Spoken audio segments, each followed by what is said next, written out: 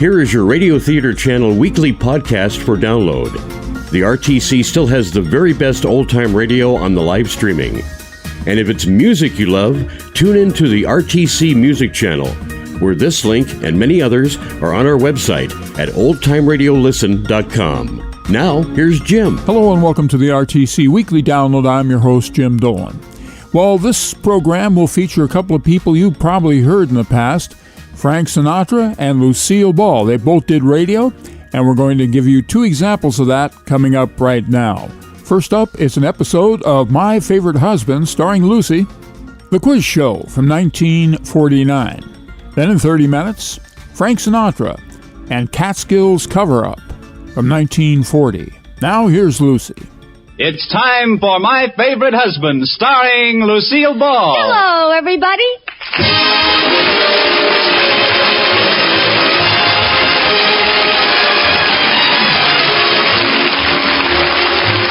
Yes, it's the Gay Family series starring Lucille Ball with Richard Denning. Transcribed and brought to you by the Jell-O family of red letter desserts. Oh, the big red letters stand for the Jell-O family. Oh, the big red letters stand for the Jell-O family. That's Jell-O. Yum, yum, yum. Jell-O puddings. Yum, yum, yum. Jell-O tapioca puddings. Yes, sirree. And now Lucille Ball with Richard Denning as Liz and George Cooper. Two people who live together and like it.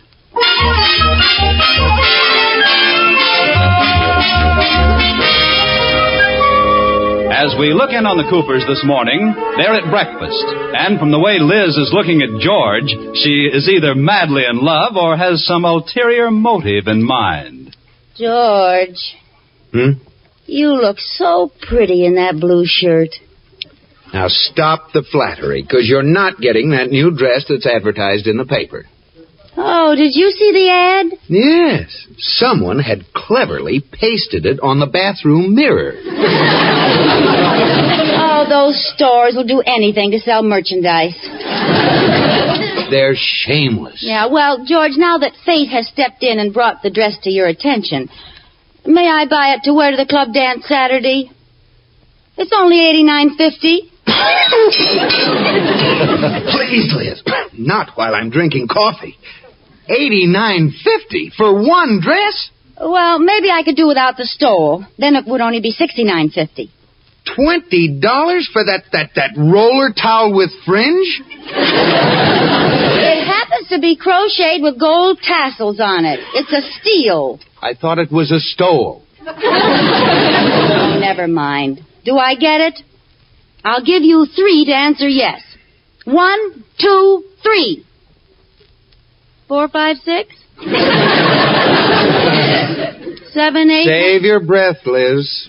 Oh, I'm going to get that dress, George Cooper, by hook or crook. Well, it'll have to be by crook. You're not going to hook me for it. Okay, you're forcing me into a life of crime. I'm going upstairs and get my burglar's mask and a bobby. Jimmy. You burgle your way and I'll burgle mine. Goodbye. See you in jail.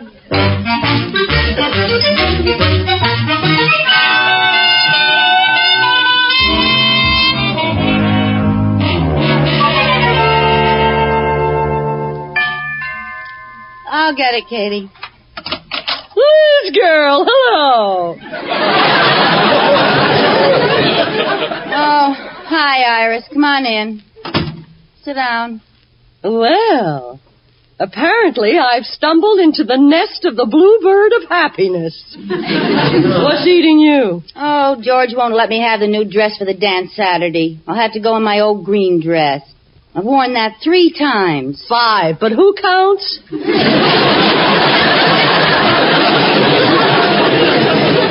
Go on, make jokes. Look, you come along with me, Liz, and you'll forget all about your troubles. Where are you going? To a radio broadcast. Everybody wins with Happy Hal Brubaker. Oh, that sounds ginger peachy. Come on, maybe you'll win enough money to buy a new dress.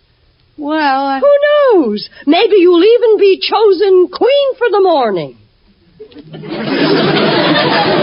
Queen for the Morning? Uh-huh. It's only a local show. They can't afford to make you queen for the whole day. Oh.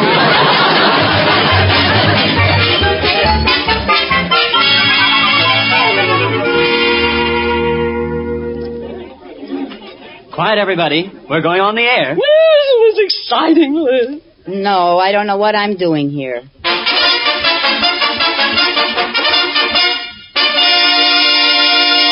Once again, it's time for Everybody Wins. And here's your MC, Happy Hal Brubaker. Hello! Welcome to Everybody Wins. We're going to have a lot of fun and give away some wonderful prizes. In fact, we have twice as many prizes as usual today because on last week's Everybody Wins, nobody won.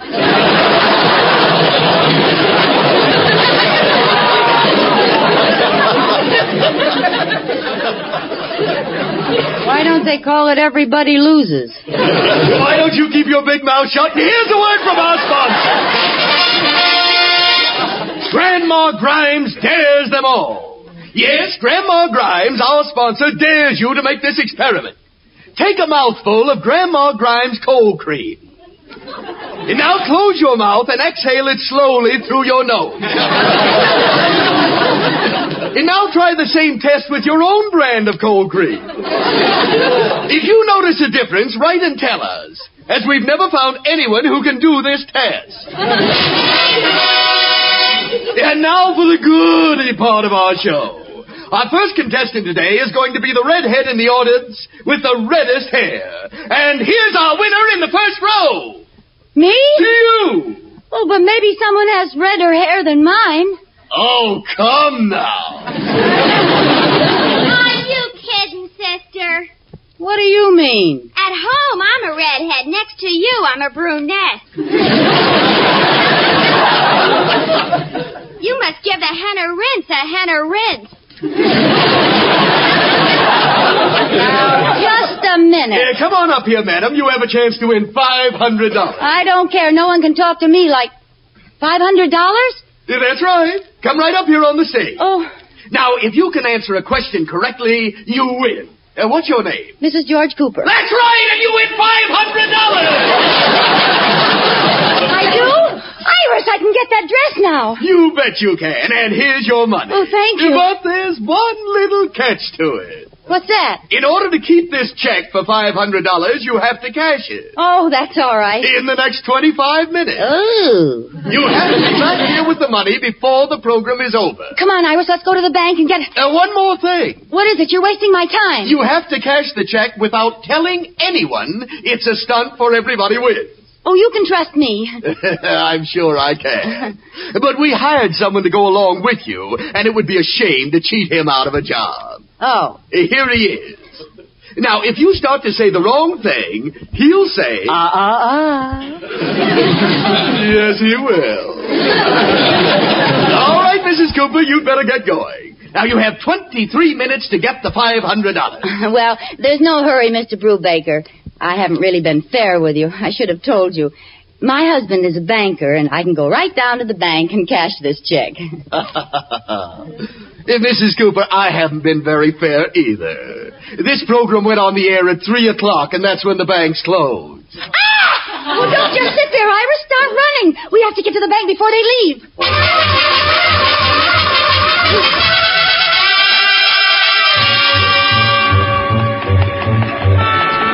They haven't gone. So do I. Oh, good. There's a guard inside the door, see? I've never seen that one before. No. Open the door, please. He's shaking his head and pointing to the clock. I know what time it is. Open the door. Open this door. But listen, he's trying to say something. You officers in the status for on the Dallas Breakfast out of order? What? Officers in the status for the Reaper Forever.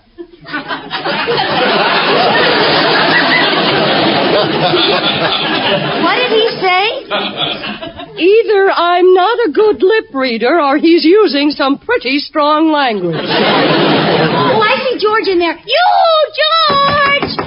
George! We've got to get in. We've got a check. Oh, I forgot about our watchdog. Oh, George sees you. Here he comes. Hey, what's going on here? Liz, Iris. George, dear, would you cash a check for me? Well, if I have it on me, how much do you want? $5, $10? $500. Well, I don't know if... $500? Yes, and hurry, please. $500? Oh, now, where would you get... Liz, you weren't serious about that burglary business this morning. This isn't forged, is it? Look, George, I have to get back in 25 minutes. Oh, sorry. What's this? Oh, George, meet Mr. Mr. This is my husband, George. How do you do? What's the trouble, George boy? Well, Liz, Lotus Bud. Oh, Rudolph, thank goodness you're here. Would you please cash this check for Liz? Why, I'd be glad to. Oh, Rudolph, you're a lamb. You're just a lamb. You bring it in as soon as the bank opens in the morning. You old goat.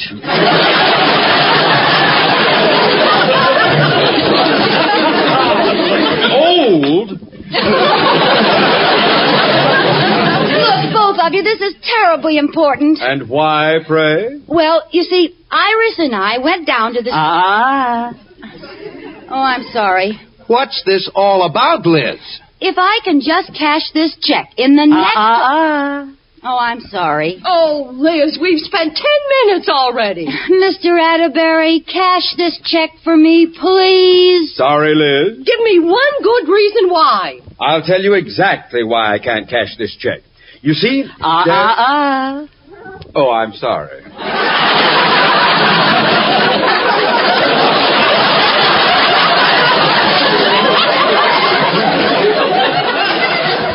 What do you mean? I got carried away.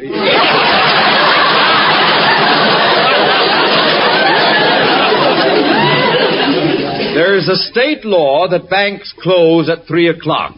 Even if I wanted to cash the check, I couldn't. Iris, look. Right over there on that table. Money. Stacks and stacks of beautiful green money. I see it. I'm going to take one of those $500 bills. Oh, no, you're not. Oh, yes, I am. All right, everybody. This is a stick-up.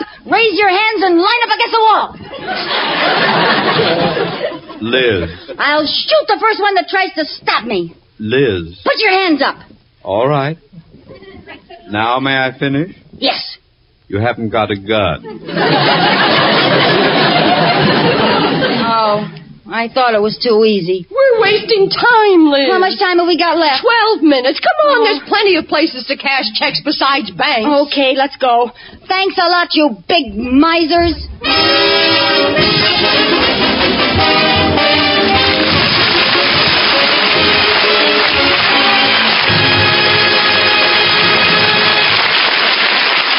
While Liz is trying to get out of this unpleasant predicament, here's something pleasant that you ought to try. It's a new quick-setting trick for Jell-O. Gives you beautiful finished Jell-O desserts in just about 1 hour. Dissolve your Jell-O in 1 cup of hot water. Then add 1 cup of ice cubes or crushed ice, filling the cup to the brim with water. Stir until ice is completely melted. Then place in the refrigerator to chill, and in just about 1 fleeting hour, you take out a delicious, sparkling Jell-O dessert. It's the greatest little time saver since they invented the horseless carriage. And it'll be an extra help during this busy holiday season. All 6 delicious Jell-O flavors are brimful of rich, fruit-like, locked-in goodness. Strawberry, raspberry, cherry, orange, lemon, and lime. And all 6 shimmering Jell-O colors fit the holiday mood like the trimmings on a Christmas tree. So look for those big red letters on the box. They spell Jell-O, a registered trademark of General Foods that stands for Red Letter Desserts. J-E-L-L-O. And now back to Lucille Ball in My Favorite Husband.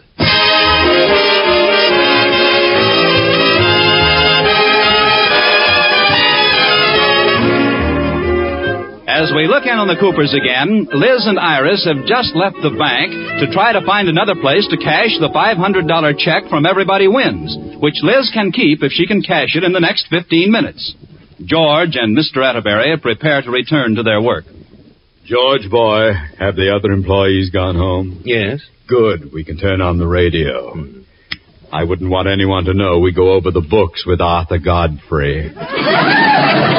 Thank you, Mrs. Malone, for being such a good sport and jumping off the high ladder with an umbrella. You missed the mattress, so you don't get a prize. But thanks anyway, and we hope that little old leg of yours mends soon.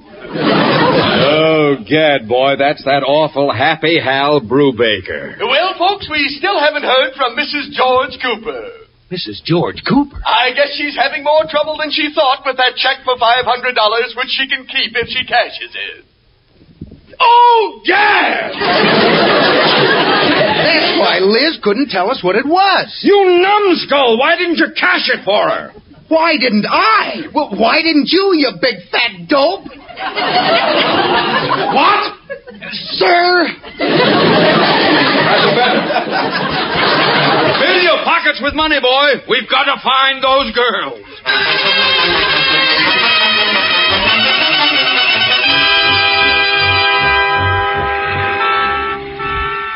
Where'll we go, Iris? Where'll we go? There, right down the street. See that sign? Where? Do you need money? Oh, yes. That's the first time I ever saw in neon. Let's go in. I'll borrow $500 and cash your check for you. Okay. Good afternoon. Do you need money? Yes. I'd like to borrow $500, please. Of course. Just put your signature here. Oh, there. Fine. And now we count out 1, 2, 3, 4, 5 $100 bills. Is that all? That's all. My goodness. I certainly was mistaken about places like this. Of course you were. Now I deduct the interest and the carrying charges, and here's your money. $14.32. What? And you pay us back at the rate of $50 a week for 36 weeks. $14? She has to give me $500. Oh, why didn't you say so? If you want $500, you have to borrow $13,000. Skip it. We don't need money that bad. Come on, Iris. Well, how much time do we have left? 6 minutes. We're dead. No, we have one more chance. Old Mr. Trimble at the grocery. He'll cash it for me if he's got it. Good. Look out. What? Step back in the doorway, Liz. Well, what's the matter? Look, running down the street, George and Rudolph. Oh, that's all we need. If they find us, they'll make us tell them where we got the check, and that'll kill the rest of our time. Quick, into the taxi at the curb. Okay.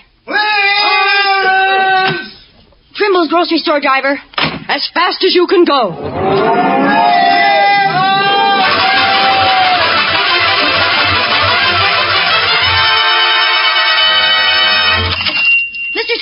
Mr. Trimble, you've got to help me. Mrs. Cooper and Mrs. Atterbury. Oh, how nice to see you. Hi. Mr. Trimble, will you cash a check for me? Why, sure.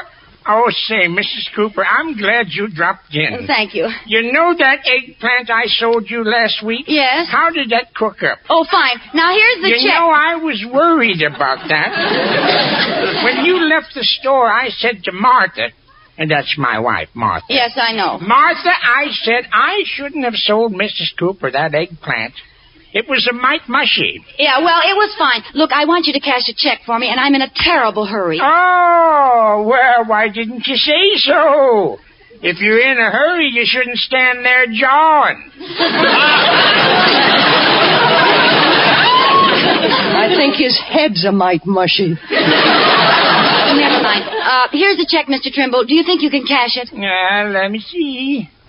Oh, sure, I can handle this. Oh, good. We done a big business today. That's wonderful. Mm-hmm. Well, let's get in the cash drawer here.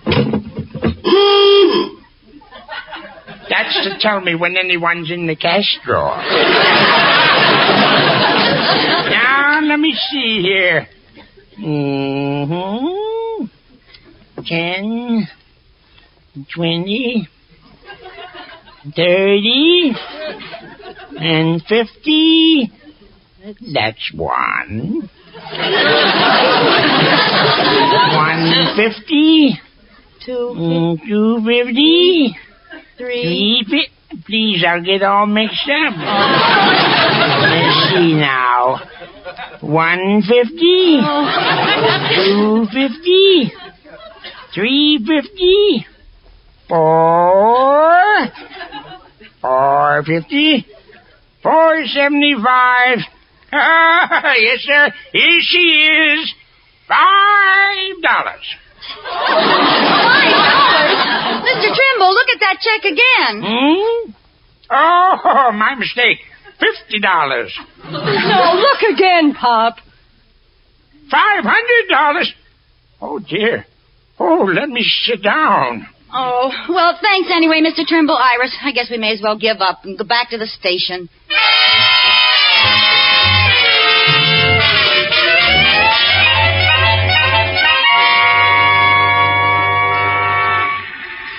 Well, we lost them, Mr. Atterbury. They got into that cab all right. Oh, those idiots. Oh, what'll we do now? What time is it?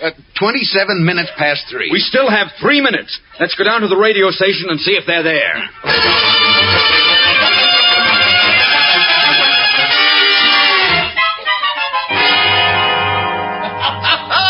And the winner of the pumpkin pie eating contest is Mrs. Fruhauser, who ate 16 pies. Your prize, Mrs. Fruhauser, is a deluxe dinner. All you can eat at the fanciest restaurant in town, and you can use it any time before tomorrow morning. Oh, ladies and gentlemen, here comes Mrs. Cooper. Let's see if she cashed that check and gets to keep the $500. How about a hand for her?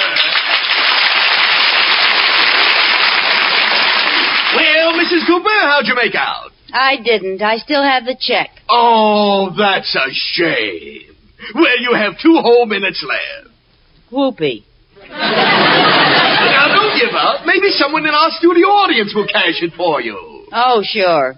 Well, everybody who has $500 in his pocket, please stand up. That's what I thought. You still have a minute and a half. Can't you think of something to do? I certainly can. Here's what I'm going to do. Please don't tear up the check. Why not? I might as well have the satisfaction. There. I will now throw $500 worth of confetti into the orchestra.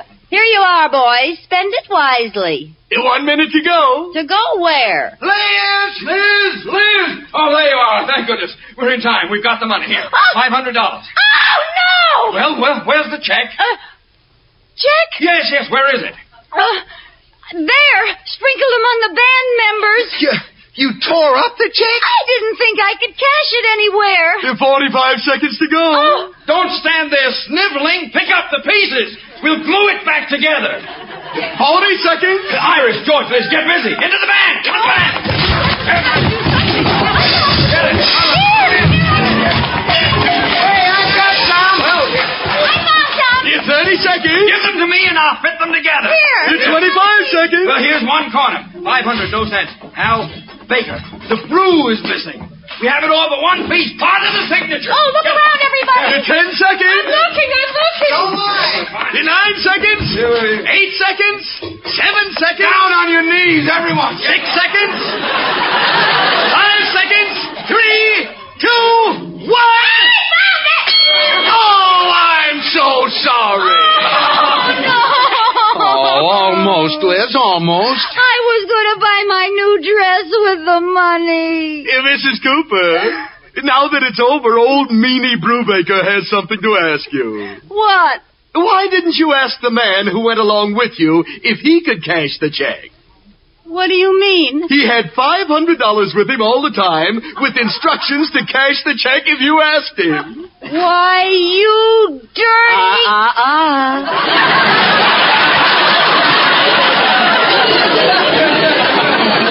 Oh, that's the dirtiest trick I ever heard of. Oh, I'm a meanie. I'm sorry I don't have anything for you. Well, I have something for you. Take this.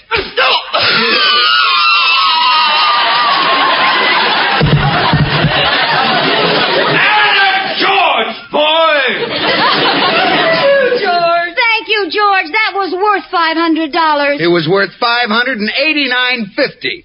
You mean Yes, go ahead and buy yourself that new dress. Oh, George, you're my very favorite husband.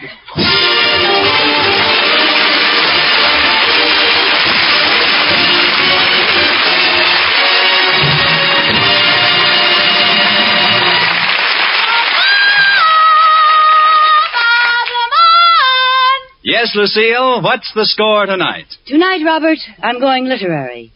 I am a famous and cultured lady novelist, and you are interviewing me on the socio-political implications of my latest manuscript. A little implication music, Wilbur.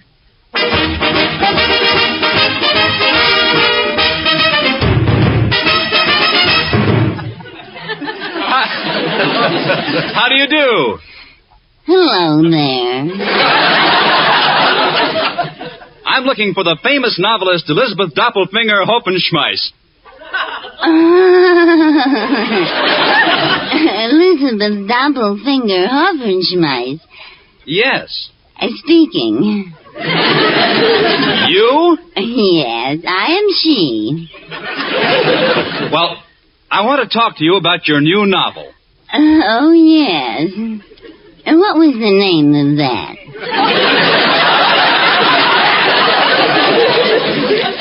Well, as near as I can pronounce it, it's Gravsnik Plods Trudnikro. That's right. Oh, well, how did you arrive at that title? Well, are we alone? Yes.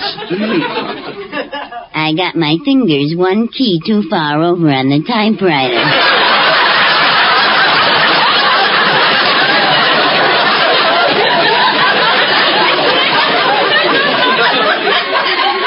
No. Yes. It was supposed to be Jell-O wins again. Well, tell me, how do you get the ideas for your novels? Well, it isn't easy. I think of a good picture for the book cover, and then I write a story around it. Oh? Yes. For instance, if you would like me to extemporize.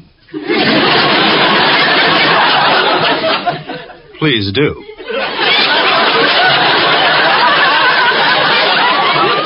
Oh, thank you. Well, now, take you.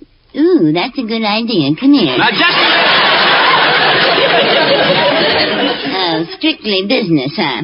Well, what would you like to see more than anything else on a book cover?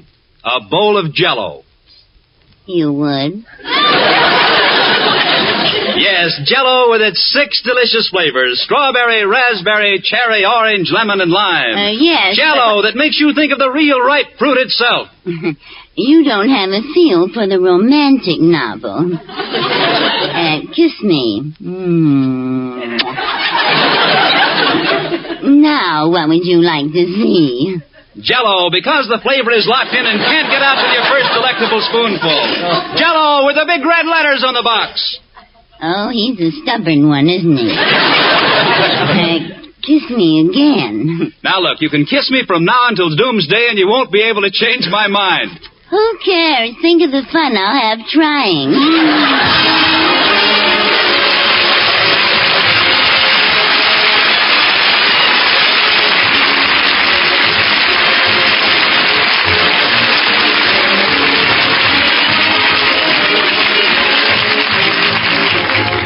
You have been listening to My Favorite Husband, starring Lucille Ball with Richard Denning, and based on characters created by Isabel Scott Rorick. Tonight's transcribed program was produced and directed by Jess Oppenheimer, who wrote the script, with Madeline Pugh and Bob Carroll, Jr. Original music was composed by Marlon Skiles and conducted by Wilbur Hatch. Henry, and on our honeymoon, too. But gosh, honey, the new improved Instant Sanka's really different. Sure thing. Just look at the new richer coffee color. Taste the new full-bodied real coffee flavor. Discover how much less Instant Sanka costs. And did you know the makers of Instant Sanka make the only caffeine-free coffee? The kind that can't affect anybody's nerves or sleep. Try the new Instant Sanka. It's wonderful. Be sure to listen to Lucille Ball in My Favorite Husband again next week, presented by... Oh, the big red letters stand for the Jell-O family. Oh, the big red letters stand for the Jell-O family. That's Jell-O. Yum, yum, yum. Jell-O puddings, yum, yum, yum. Jell-O tapioca puddings, yes, sirree. Bob Lamont speaking.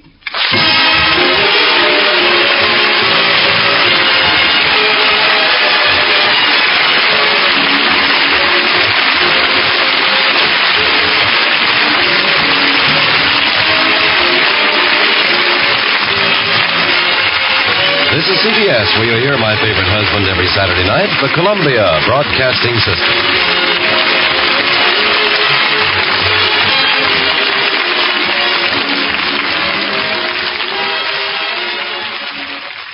Before we listen to Frank Sinatra, let's see if you can figure out this 5-minute mystery.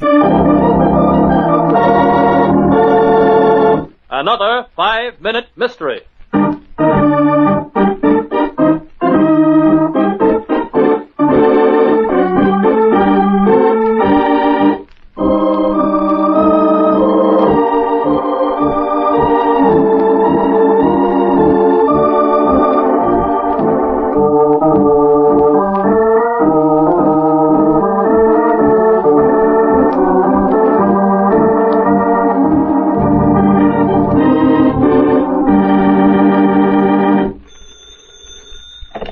Inspector Clark speaking. Yes? The Cooper Rubies? Where? Blackstone's at 49th? I'll be right over.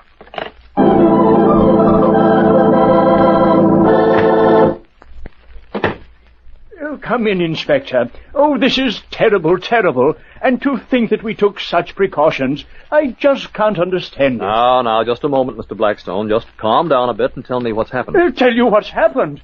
One of the Cooper Rubies has been stolen. That's what's happened. I understand that, Mr. Blackstone, but if I could have some information about them... The Cooper Rubies are a group of 15 of the most exquisite stones I have ever had in my possession. This woman, Mrs. Lloyd, came into my shop and asked to see the Cooper Rubies. I wanted to buy one, but I certainly don't now. I was showing them to her myself. At the same time, I was showing this gentleman, Mr. Williams, some bracelets. Just a simple little bracelet for my wife, Inspector. I was interrupted by one of the sales girls. I turned away for just a moment, and when I looked back, one of the rubies was gone.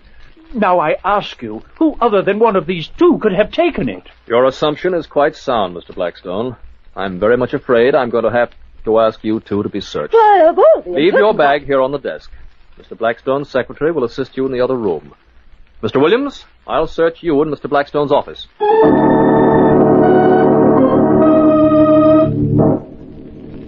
Now, let's see. Mrs. Lloyd's bag. Compact. Nothing here. Lipstick. No secret compartments. I hope you're satisfied. Gloves. Nothing in the pockets. Well, I guess that eliminates you, Mrs. Lloyd. Now, Mr. Williams' things. Nothing in the pockets. Billfold. Comb. Does that eliminate me, Inspector? I guess it does, Mr. Williams. Everything seems to be quite in order. Cigarette, Mrs. Lloyd? No, thank you. I don't smoke. Williams? No, thanks. I have my pipe. Oh, of course. Well, Mr. Blackstone, I've found your precious ruby. You've what? But I haven't seen it. No, you haven't seen it, Mr. Blackstone, but I know where it is. Mr. Williams, I arrest you for the theft of the Cooper ruby. How did the inspector discover Eric Williams' theft of the Cooper rubies? Do you know the clue? In a moment, we'll hear more. But first...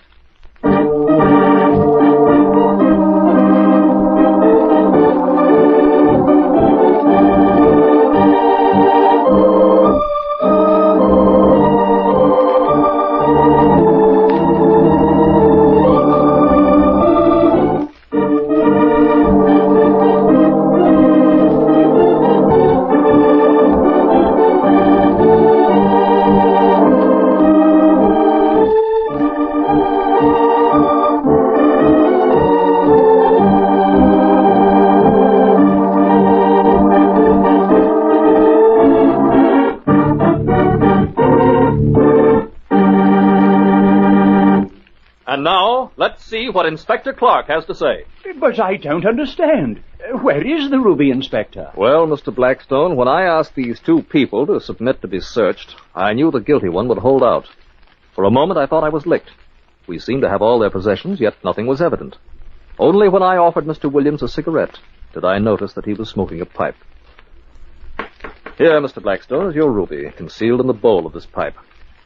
And now, Mr. Williams, I'd like to show you something in bracelets. A double one, better known as the handcuff.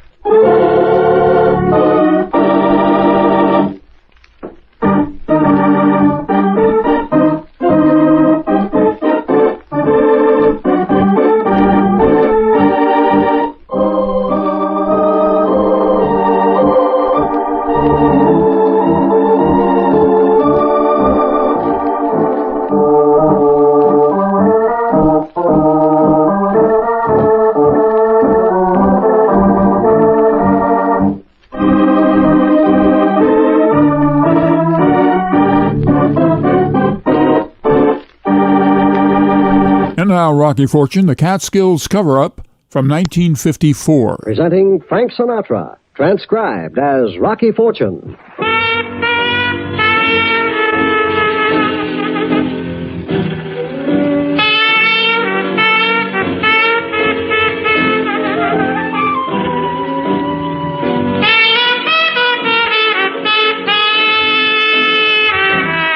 NBC presents Frank Sinatra, who stars as that footloose and fancy-free young gentleman, Rocky Fortune.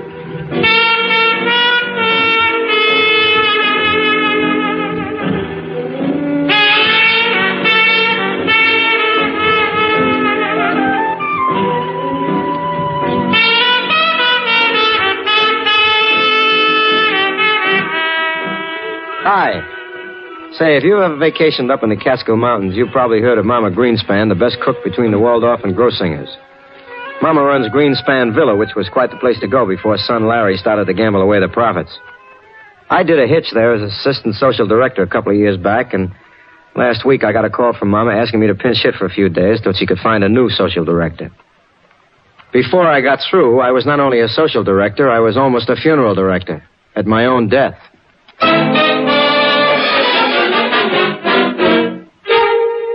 Pardon me, lady. Is this the Waldorf Astoria? Is this... Rocky! Rocky, my boy. How are you, Mama? Oh, let me look at you. You're just the same. Nothing but flesh and bone. Come in the kitchen. I'll fix you something. I just ate, Mama. No. You force yourself. Come on down. Tell me, how come you need a social director all of a sudden? Well, the last director eloped with one of the guests without so much as a howdy-doody. Here, sit. I'll snack you. Now, look, let's keep it down to 6 or 7 courses, Mama. Tell me, about this job, what do I do? How many guests have you got? Well, for the last week, all we had was old Mr. Siegel in 212 and Mrs. Rafferty, the fat lady, from 216. But all of a sudden, yesterday comes a Mr. Martin, and an hour later, a young girl from Flatbush. Such a pretty little thing. Your eyes could fall out from looking on her. With such a pickup in business, I thought, Mama, good times is coming back again. You should get a social director. And you figured I was out of work, so you called me. I don't pay much, but at least you'll eat good until you find something more substantial. Mama, you're absolutely wonderful. How's Larry? Larry? You remember your son. We used to play handball together when I worked here, remember? Oh, that Larry. Well, what's the matter, Mama? Oh, everybody has his own troubles. Why should I make mine yours? Come on now, tell me about it. Well, I guess you knew Laurie ain't exactly a dependable boy. Not a bad boy, understand, but after Papa died, he started to go with bad fellas, and he gambled, and one thing led to another. Yeah, I read where he got sent up for a year. Only 6 months he was there. And when he came out a few weeks ago, he was a changed boy. Mama, he said, from now on, the straight and crooked path. No more gambling. I'm going to get a job. He said it right here in this kitchen. So? So he tried to get a job, and nobody would take him. So he got mixed up again. And what? And they're looking for him to kill him. Oh, Rocky. Now, take it easy, Mama. Take it easy. Who's looking to kill him? Oh, the man who came yesterday. Mr. Bugsy Martin. How do you know this? How do I know? Larry called me on the telephone and asked me if Bugsy Martin was here, and he said Bugsy Martin was after him, and I shouldn't say I heard from him. Period. Did he tell you why this guy is after him? You read in the newspaper where the federal payroll was held up last week? The post office job. The post office job. Rocky, I think Larry was involved. What makes you think he was in on this job? Because the post office was in Albany, and I happen to know that Larry had a plane ticket for Albany the day before. Also, I know he was mixed up with those no-good-nicks again. In other words, you don't really need a social director. In other words, I need a friend, Rocky. I need somebody who can help me in case Larry comes. Maybe you could talk some sense in him somehow. Maybe, Mama. I'll do what I can. But for now, you better introduce me to the guest, huh?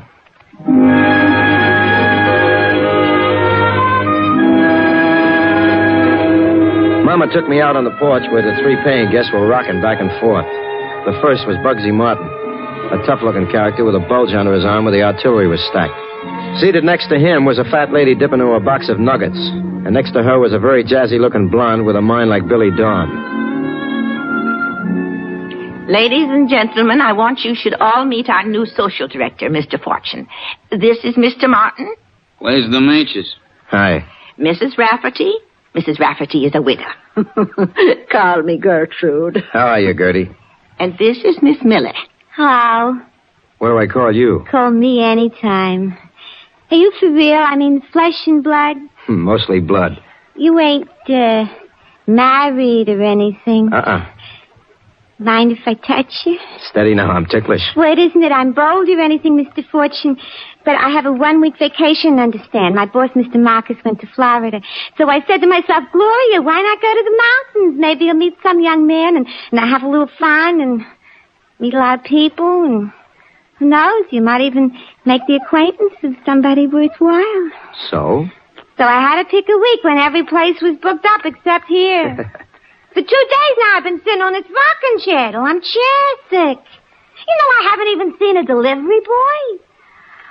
Ooh, I'm so glad to see you. No, just a minute, honey. Steady, I'm not looking to settle down in Flatbush and raise kids. Who said anything about settling down? You're a social director? That's right. So direct to me. Oops.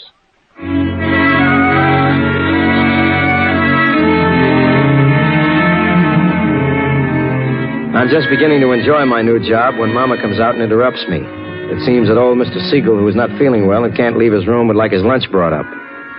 Whatever is wrong with old Mr. Siegel, it ain't stomach trouble because lunch consists of a half a dozen of Mama Greenspan's famous 12-pound blintzes, chicken soup with matzo balls, and a copy of Josephine Jackson's 10-day reducing diet. Come in. Mr. Siegel? Yes. Put it down and get out. You ain't polite. Go. Maybe I should introduce myself. I'm Rocky Fortune, the new social director. Out. Anything you say, Sal.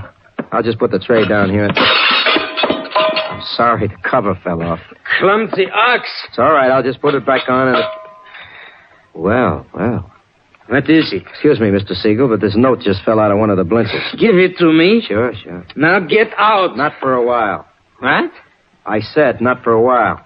You and me are going to converse first. Get out of here or I'll kill you. My. Do nice old men like you always carry 45s? Give me that. Let go. Drop it. My arm, you break it. That's better. Now you can take off the phony beard, Larry. You punk. I'd kill you for this. Sit down. I said sit down. Lay off, will you? So you're the boy who was going to go straight. Did Mama tell you? She told me everything except that you were up here making like a paying guest. The note in the blintz told me that. Bugsy, he'll kill me if he finds out. You better level with me, Larry. Unless you want him to find out. That's crazy. You won't believe me. Let's have it. Last week, Bugsy said he could get me a job driving a truck up in Albany. I went up. You didn't tell Mama. I wanted to surprise her. Go on. My first job is to deliver a load of furniture someplace, I thought. I pulled a truck up right across the street from the post office and started moving the furniture into the house. Everything seems fine. All of a sudden, I hear shooting. I rush out. The street looks empty. I finish a job and start to drive to the next stop. Only I notice somebody has tossed a black bag into the truck. When I open it, $100,000 in hot government money. Bugsy tossed the stuff into the truck and took off. I got scared. I ditched the truck and took off with the money, figuring I'd go to the cops. But you developed a case of sticky fingers. I couldn't get a job. It won't work, Larry. You know that. And also, if Bugsy and the guys don't get you, the federal agents will. I know. I've been trying to get up enough nerve to go to the cops. But then Bugsy showed up. Since then, Mama's been hiding me up here. Why didn't you just phone? Or have Mama phone? They're watching Mama like a hawk. Maybe they got the phones tapped. How do I know? One peep and they'd be up here with heaters. You still willing to go to the cops? Ain't got much choice now. All right. I'll get him for you. You stay here. Okay, Rocky. Don't change your mind. I won't.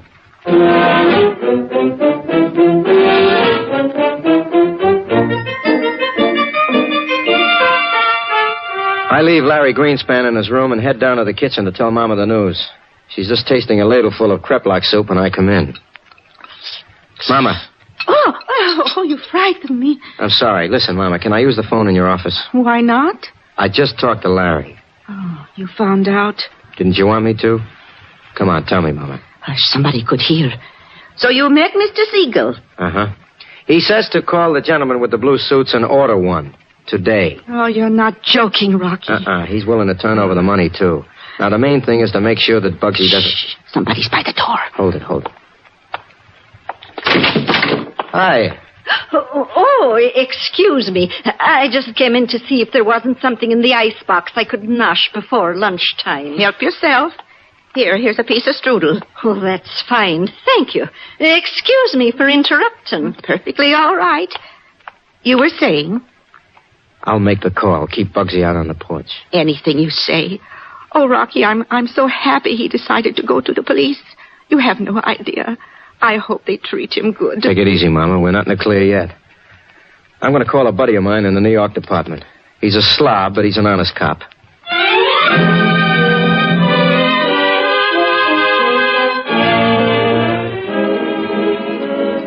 I slip into Mama Greenspan's office on the first floor and get my thumb in the dial.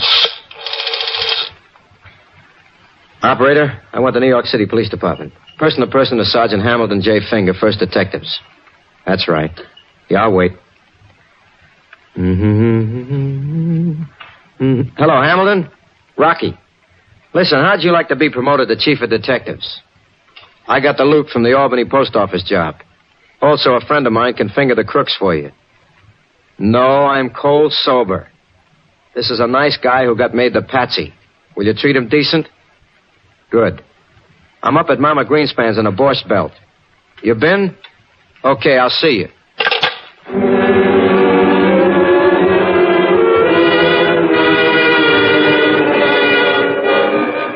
I hang up the phone and start to turn around, but in the middle of my turn, somebody drops a ton of stale bagels on the back of my skull, and I see the broadloom coming up to me.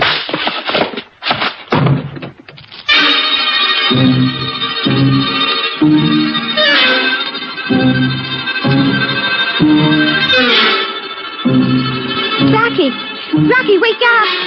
Rocky, please, wake up! Oh. What transpired? With the door was open, I came in and you were kissing the carpet. Are you all right? Yeah, except for a small dent in my brain. Oh, thank heavens. The only man at Greenspan's villa. Gloria, somebody heard me making a very personal phone call and pulled me on the head. Did you see anybody around here? Not a soul. Rocky, why would somebody want to hit you? I think I know why, baby. What I want to know is who.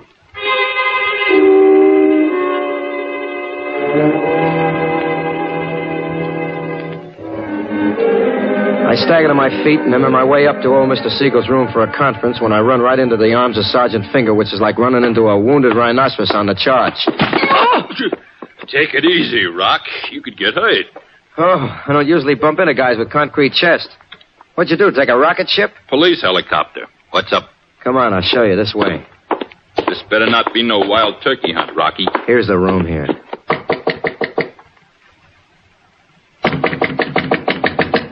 Mr. Siegel. Mr. Siegel. That's very funny. Is it? Yeah, we better give a look, huh? Yeah. Larry? Larry, where are you? Hey, Larry. He's gone. Now, ain't that just charming? Sarge, I'm telling you, the guy was here with a suitcase full of loot. Maybe he changed his mind, conked me, and took off. Sure, that's what happened. Fortune, I ought to brain you for getting me up here. I ought to put you in a freezer. I got a good mind to bend up your nose. Sarge, before you do, just so it shouldn't be a total loss. What? Come on down for a bowl of Mama Greenspan's chicken soup with matzo balls. I turn the good sergeant over to Mama in the kitchen and head back to her office to look around. I don't have to look for long. A second later, I'm nosing my way up the stairs like a bloodhound following a salami salesman home from work. Come in. Hello, Mrs. Rafferty. Oh, hello. What do you want? I brought you a little nosh. I beg your pardon? Here's the rest of the strudel Mama gave you out in the kitchen. You dropped it on the floor of the office when you hit me on the head. You're out of your mind. Look, sister, I know you heard me talking to Mama about that loot in old Mr. Siegel's room.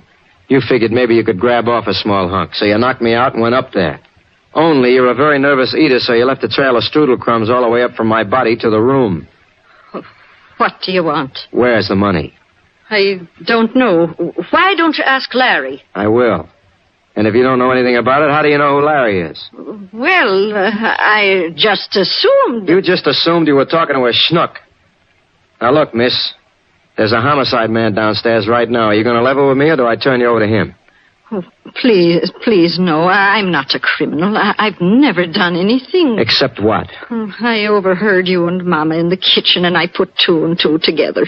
So I hit you and went up to 212. I said if he didn't give me half the money, I'd tell Mr. Martin where he was hiding. Then what happened?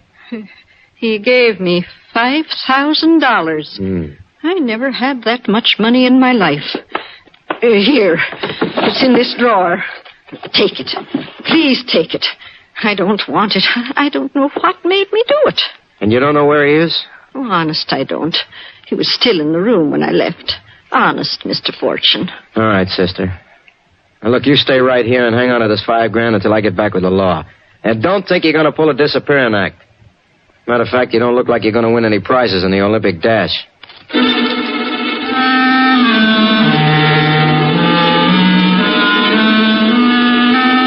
I leave Rafferty nervously munching her way through a pile of salted almonds and head for the kitchen to get Sergeant Finger. En route, I am mousetrapped by Gloria Miller. And she's got that look in her eye. Just like a chorus girl watching an elderly banker with a weak heart. Rocky, What? you haven't been directing my social life much. Honey, it isn't that I'm not interested. I got a lot of things to do right now. How about rowing on the lake for a while? Later. Ping pong? Later, honey. Want to get married? Later, what am I saying? Gloria, look, excuse me. I got things to do. What things? For old Mr. Siegel? For old Mr. Siegel. What's he got that I ain't? Honey, if you only knew.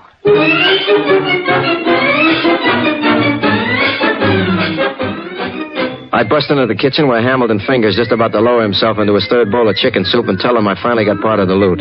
He pounds after me up to the Widow Rafferty's room, and we open the door. Now maybe you'll believe me when you see the lettuce patch this kid has in her bureau drawer. Open it. Okay, Mrs. Rafferty, here's the... Holy Hilda. You say you was just conversing with this party? A minute ago, Sarge. I'm telling you, You don't look like a very lively conversationalist, Rock. Not with that sash covered around her throat. The money. It's gone. My, how unfortunate. For you. What do you mean, for me? Rocky Manvu, my pal, you've been giving me a lot of gas about crooks and loot and everything else, but so far all I seen is this corpse, and all I know, the rest is just smoke to make it look like something else is going on. What are you talking about? I told you when I came... You told me, now I'm telling you. We're going down to the Chateau to ask a few questions, and pal, you better have the answer. Sergeant, my old pal, my buddy, I'd like to accompany you just for kicks, but a friend of mine is in bad trouble and he needs help. So for a short while, fall down.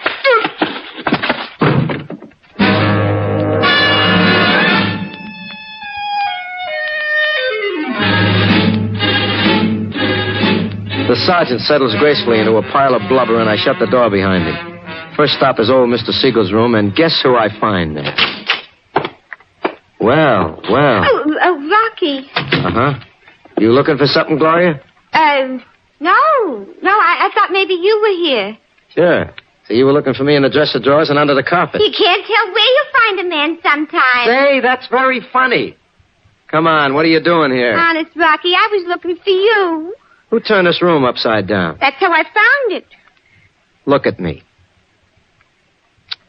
No, nobody could look that dumb and really not be dumb. All right, honey. Where's Mr. Siegel? A good question. What are you looking for? 100,000 clams. Ooh, would you mind if I helped? Not at all. It looks as if somebody else conducted a search, too. Let's try a few places they haven't looked. Mattress. Phone book. Nothing. What's on the tray? A pile of blintzes I took up to Mr. Siegel this morning. Looks like he never got a chance to eat them. That's wasteful. When I'm married, if my husband wastes food like that... Listen to me talking when I'm married. I can't even get proposed to. What are you doing? Eating a blintz. You get a bad one? I got a bad one, all right. It's made out of dough, real dough. $5,000 in each blintz.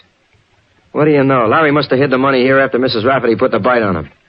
Come on, honey, grab a few blintzes and let's go. Hold it. All right, Louie, drop the blintz. Get him up, the both of you. Do like the man says, honey. Mind if I close the door? Might suddenly get drafty in here. And if somebody makes a move... Help yourself. Thought I gave this place a good going over. But I never would have looked inside a blintz for that kind of dough. That's a joke. I know. I already made it, and we laughed. You ain't never gonna laugh again unless you tell me where Larry is hiding. You just heard the last laugh then, pal, because I don't know. Yeah? That's a good one, too. Listen, punk. I had to choke it out of the fat lady a little while ago. I'd just as soon do the same for you. Now, where is that double-crosser? She said he was hiding in here. You mean old Mr. Siegel? I mean Larry Greenspan. Now, start talking. 7 years ago, our forefathers brought forth upon this earth... Oh, you're gonna be a wise guy, huh? Okay, punk, you're asking for it. So are you, Bugsy, and you're gonna get it right now. Hold it, Bugsy. Why, you... Are you okay? Yeah, wait till I check for ventilation. I guess he missed it. I was beginning to wonder if you really wanted to hear the whole Gettysburg address before you came in with that fire escape. Wanted to make sure you saw me out there. How'd you get there?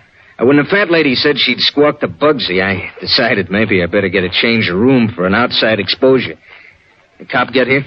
Finger, yeah. Poor soul, he's in 216 resting. Gloria, put down Bugsy's gun. You can get hurt. Thanks, but I just want to make sure I don't have any trouble. What do you mean, trouble? When I take the money, What? hand it over, please, Rob. Now, wait a minute, honey. What is this? What happened to the sweet little secretary who was looking for a man? Rocky, I have a confession to make. The man I was looking for is Larry Greenspan. Who is this tomato, Rocky? Well, up to now, I thought she was a man-eating barracuda from Flatbush. I am from Flatbush, Rocky, but I'm not a barracuda. Well, just who are you, baby, or what are you? I'm an agent for the United States Treasury Department.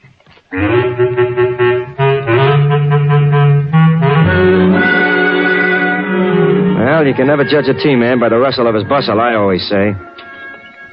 I say it, but it never does any good. After I recover from the shock of Gloria Miller turning out to be a female shamus, we revive the good Sergeant Finger and go down to break the news to Mama.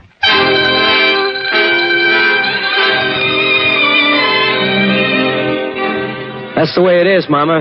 The good sergeant here says Larry might even get off with a commendation. Ah, such a good boy. More blintzes, Sergeant? Well, thanks. Yeah, just a couple. Oh, and you, miss? Well, thanks, but I've got to get this money back to the authorities. Rocky, you'll have some. You got enough? Ah, I'll whip up some fresh dough. Well, wait a minute now. If it's all the same to you, this time make 'em with the kind of dough you can't spend. That last batch was a little too rich for my taste.